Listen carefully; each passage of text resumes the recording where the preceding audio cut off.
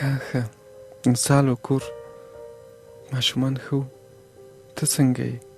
پلارجان به اوس ډېر سپین ږیری سوی وي.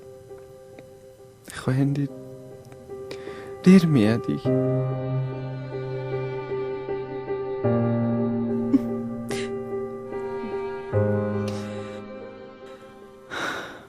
ماشومان دې هم ښه دي، ټول ښه دي، خو هره ورځ ستا پوښتنه کوي څه وخت راځي، ولې نه راځي، تر څه وخت هلته پاتې کېږي.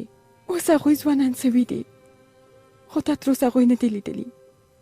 ښه نو اوس څنګه کېږي؟ تر څه وخته به دهلته پاتې کېږي؟ زموږ په تګ راتګ باندې ستړې سوې یمه. د غم په له چرخې مې لکه کور داسې شناخته سوی.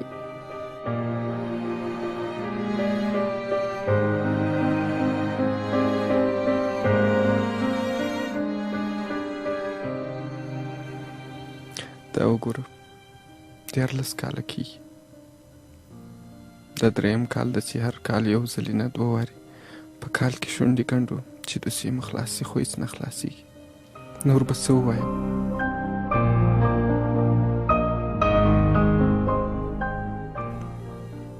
هم زما په تمه باندې ناسته.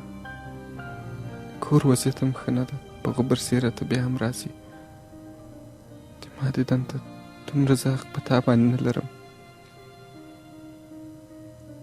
په دې 14 کلو کې مو چا پوښتنه ونه کړله، نه مو دوسیې څېړل کېږي، نه هېڅ. د اخر تر څه وخته پورې به ته د ما په تمه یې.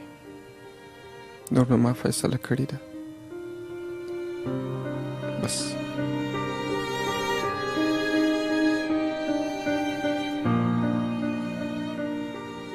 نور نشم کولی، نور نشم کولی. دا کاغذ در واخله او نور ته له ما نه خلاص یې.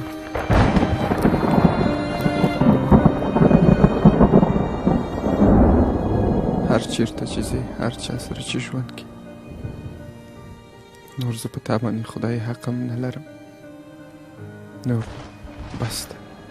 زما د ژوند نه یو ورځ معلومه ده، نه یې کال معلوم ده، نه یې عمر معلوم ده چې تر څه وخته به زه په دې زندان کې یم. ته نور خلاص یې. دا زما طلاقنامه ده. څه؟ دا نو څه دي؟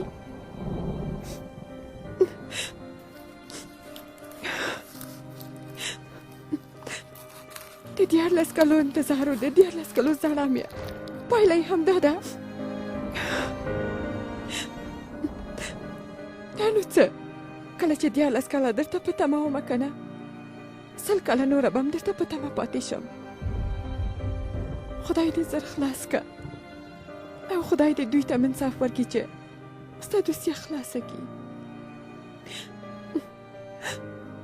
د خدای په امان دا طلاقنامه دې له ځان سره وساته.